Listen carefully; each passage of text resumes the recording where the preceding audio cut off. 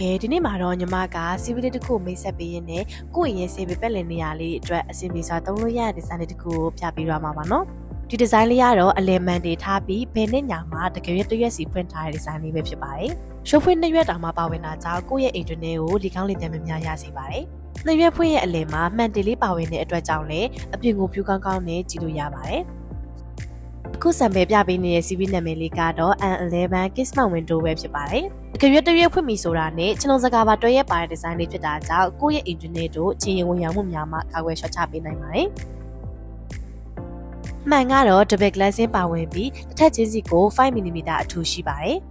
။အလူမီနီယံအထူကတော့ 2.0mm ဖြစ်ပါတယ်။ဒီ CV လေးရဲ့လက်ကင်ပတ်တာ accessory တွေကိုတော့အီတလီနိုင်ငံထုတ်တဲ့ Storo brand လေးသုံးမျိုးပေးထားပါတယ်နော်။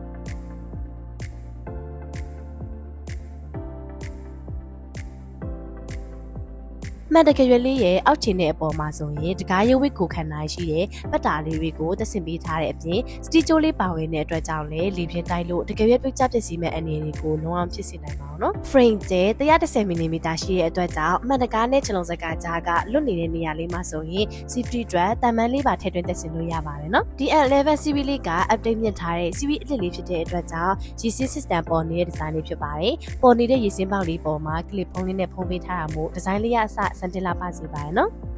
ဒီ CV လေးမှာဆိုရင် thermal brake system ပြီးစစ်စစ်ကောင်ဝစတစ်လေးလည်းပါဝင်တာကြောင့်ပြင်ပကအပူဒဏ်တွေကိုကာကွယ်တားဆီးပေးနိုင်ပါတယ် DL11 CV လေးကိုဆိုရင် 3D ကလေးအလူမီနီယံဒီဇိုင်းလေးနဲ့ရရှိမှာပါနော်ကဲအခုလိုမျိုးစန်တက်လာပါပြီးကိုယ့်ရဲ့အိမ်အတွက်အဆင်ပြေစွာသုံးလို့ရတဲ့ဒီဇိုင်းလေးတွေကိုညီမတို့ရှုံးလေးမှာကိုယ်တိုင်ကိုယ်ကြလာရောက်လေ့လာလို့ရပါတယ်နော်